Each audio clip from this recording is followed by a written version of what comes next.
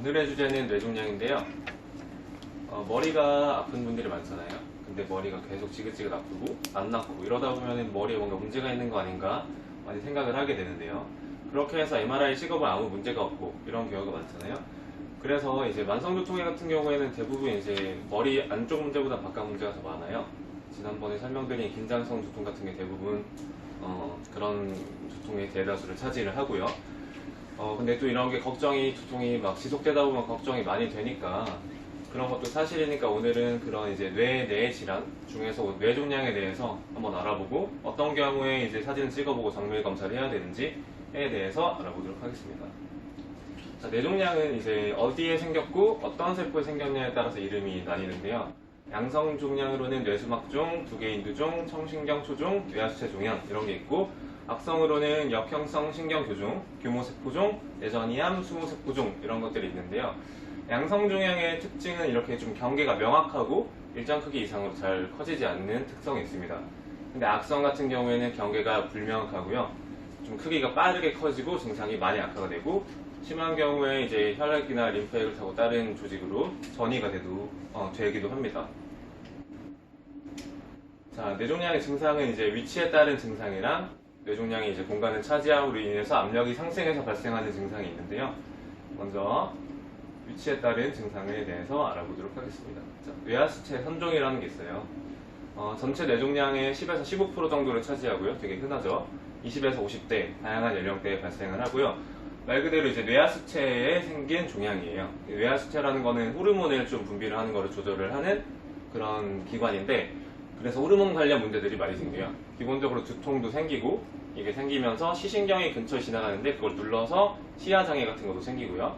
물체가 겹쳐 보인다던가 이런 시야장애도 생기고, 유루증, 임신을 하지 않았는데 유즙이 나온다든지, 월경장애가 생긴다든지, 불임이 생긴다든지, 질건조가 생긴다든지 이런 성호르몬이나 다른 호르몬의 분비 장애로 생기는 증상들이 많이 발생을 합니다.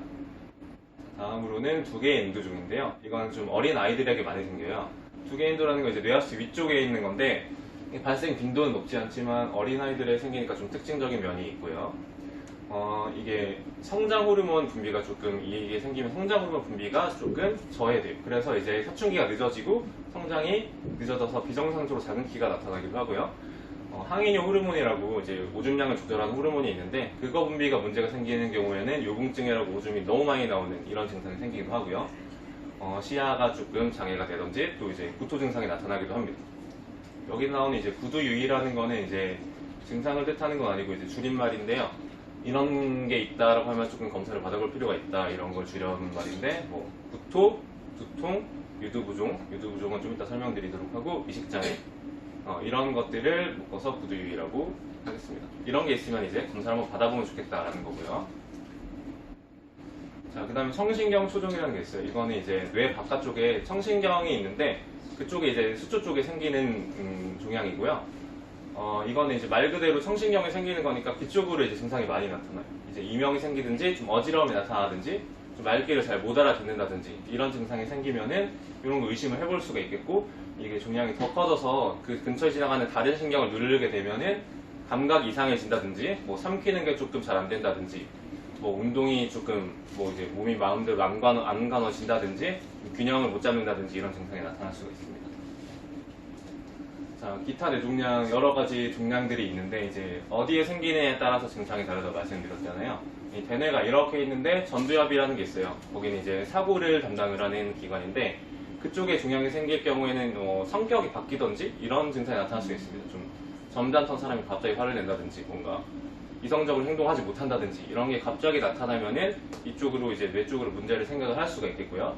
측두엽이라는 게 있는데, 뇌 중에서 옆쪽에 있는 거 측두엽이라고 하는데, 이건 이제 듣고 말하고 이런 거랑 연관이 있어요. 그래서 이쪽에 문제가 생기면은 말귀를 못 알아듣는다든지, 말을 하는데 어눌하고 뭔가 말을 하고 싶은데 제대로 안 나온다든지 이런 증상이 있을 경우에는 그쪽에 문제가 있다고 의심을 할 수가 있고요. 그 다음에 팔다리에 힘이 없다, 또 이제 뭔가 혼미하고 의식장애가 생긴다, 그리고 균형을 못 잡는다, 이런 문제가 생겼을 때 이제 뇌 어디인가에 문제가 있다라고 의심을 할 수가 있겠습니다. 자, 근데 복시라는 게 있는데요. 이렇게 사물이 겹쳐 보이는 증상인데, 이제 이거는 뇌에 문제가 있을 때 좀 흔하게 나타나는 증상이에요. 이렇게 물체가 위아래로 겹쳐 보이기도 하고 옆으로 이렇게 좌우로 겹쳐 보이기도 하고 두 개로 보이는 증상인데 이게 이제 초점이 안 맞아서 생기는 건데 이게 한 번 나타나면은 크게 그렇게 걱정을 하지 않아도 되는데 이런 현상이 좀 자주 빈번하게 나타난다라고 하면은 뭔가 조금 내 쪽으로 문제가 있지 않나라고 의심을 할 수가 있고요. 그 다음에 이제 위치에 따른 증상을 말씀드렸고 이제 압력 상승으로 나타나는 증상을 말씀을 드리겠습니다. 일단 종양은 크기가 점점 커지는 특성이 있어요. 그래서 두통이 나타나는데 종양으로 나타나는 두통 같은 경우에는 크기가 일정하지 않고 점점점 심해집니다. 몇 달간 두통이 점점 심해지는 경우에는 조금 의심을 해볼 필요가 있고요. 그 다음에 구토를 하고 싶거나 실제로 구토를 이렇게 하기도 하고 좀 아까 설명드린 것처럼 의식 장애가 오기도 합니다. 그리고 균형을 못 잡는다든지 라는 증상이 나타나고 이건 이제 간질 발작 같은 거. 간질 발작이 뭐 소화기가 아니라 성인이 되고 난 처음 이제 그런 발작이 나타났다라고 하면은 정밀 검사를 받아볼 필요가 있습니다. 자, 그 다음 이제 유두 부종인데요. 아까 설명드렸던 우두 유의 중에서 유두 부종인데, 이 종양이 커지다 보면은 여기 뇌 안쪽에서 압력을 많이 주면서 이제 시신경을 밀어내요. 눈 쪽을 밀어내면은 안쪽에서 이렇게 부풀어 오릅니다. 눈 안쪽에서. 이런 걸 유두 부종이라고 하는데요. 이런 검안경 같은 걸로 이제 눈을 들여다보면 쉽게 확인을 할 수가 있는데 이분이 좀 뭐 뇌 쪽에 조금 문제가 있는 것 같은데 의심이 될 때 간단하게 이런 걸로 검사를 해봤을 때 이렇게 유두 부종이 있다라고 하면은 좀 사진을 찍어 보셔야 될 것 같다, 좀 정밀 검사를 해봐야 될 것 같다 이렇게 말씀을 드리면 도움이 되겠죠. 무턱대고 MRI를 찍는 것보다는 그런 게 나을 것 같고요. 자, 그 다음에 이제 암 치료에서 한방 치료를 어떻게 접목시킬 수 있는가라는 거를 말씀을 드릴 건데요. 일단 암이라는 게 있다고 하면 1차적으로는 좀 양방적인 처치를 하게 되죠. 뭐 절제를 한다든지 약물이나 방사선으로 항암 치료를 먼저 하게 되는데요. 그게 굉장히 힘든 과정이잖아요. 이제 머리도 다 빠지고 면역력이 굉장히 떨어지게 되는데 한약 같은 경우가 이제 면역력 향상에 조금 탁월한 효과가 있습니다. 그래서 한약도 이제 다른 침이나 한방 치료를 병행할 경우에 암을 이제 치료를 하는데 그리고 뭔가 좀 이제 삶의 질을 향상시키는데 많이 도움이 되고요. 방사선 치료로 인해 발생한 부작용 같은 거를 좀 줄여줄 수도 있습니다. 그런 측면에서 의미가 있다고 할 수 있겠는데요. 이렇게 말씀드리면 그럼 보약 지어 먹으면 되겠네, 우리 홍삼 먹으면 되겠네 이렇게 생각을 하실 수도 있는데 아무거나 먹는다고 다 좋은 건 아니고요. 이제 전문가의 처방에 적절한 진단과 처방에 의해서 한방 치료를 병행을 하는 것이 좋겠습니다. 이제 유명한 약재 중 인삼 같은 경우에도 인삼이 이제 위장계통, 대장암이나 위암 같은 경우에는 굉장히 효과가 좋다고 이제 연구 결과 발표가 되어 있는데 유방암 같은 경우에는 종양 크기를 더 키운다는 결과가 있어요. 그래서 뭐 무턱대고 아무 한약이나 몸에 좋다고 먹으면은 더 안 좋은 결과를 초래할 수도 있으니까 적절한 이제 상담과 진단을 받고 치료를 선택을 하는 게 좋겠습니다. 이제 암이라는 게 아직 정복이 안 된 질환이다 보니까 외국에서도 그렇고 국내에서도 그렇고 한방 치료에 대한 그런 가능성에 대해서 많이 좀 주목을 하고 있어요. 그래서 국내외로 이런 많은 연구 결과들이 발표되고 있고 실제로 외국에서도 양한방 협진으로 암 치료에 한방 치료를 접목시키는 점점 그런 게 늘려나가는 추세고요. 또 암 치료에 사용할 수 있는 한방 치료 요법으로 이제 산삼 약침이라는 게 있어요. 약침은 이제 주사액을 넣어주는 건데 산삼 약침 같은 경우에는 산양산삼이라는 거를 정제를 해서 만든 거고 이제 면역세포를 활성화시키고 뭐 스트레스를 감소시키고 방사선 항암 부작용을 감소시키는 이런 효과가 있는데 암 치료 받으시는 경우에 이제 뭔가 잘 못 드시고 소화도 잘 못 시키고 이런 경우가 많잖아요. 근데 이런 거를 이제 정맥으로 직접 주입을 해주면은 면역력을 좀 향상시키고 조금 이제 전반적인 컨디션을 좀 더 나아지게 해서 암이랑 더 잘 싸우게 할 수 있는 그런 효과를 기대를 할 수가 있습니다. 여기까지 이제 오늘 뇌종양에 대해서 설명을 드렸고요.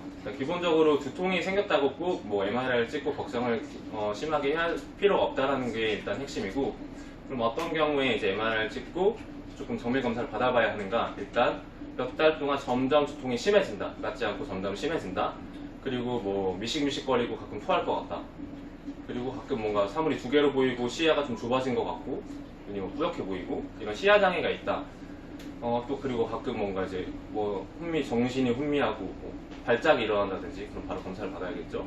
이런 증상이 있을 때는 정밀 검사를 받아야 될 필요가 있지만 뭐 그냥 머리가 아프다고 해서 꼭 이렇게 정밀 검사까지 받아볼 필요는 없다는 게 오늘의 이제 핵심 내용이라고 할 수 있겠습니다.